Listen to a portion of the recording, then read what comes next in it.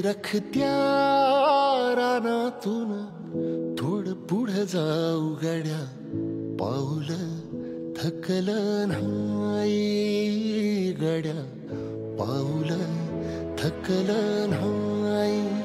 सुकलेल्या भाकरीला पाण्यासंग खाऊ गड्या, पाऊलं थकलं नाही गड्या, पाऊलं थकलं नाही. झालो बरबाद जरी बसला घाव उरी, कलेची आग सार जाळून बी जाईना.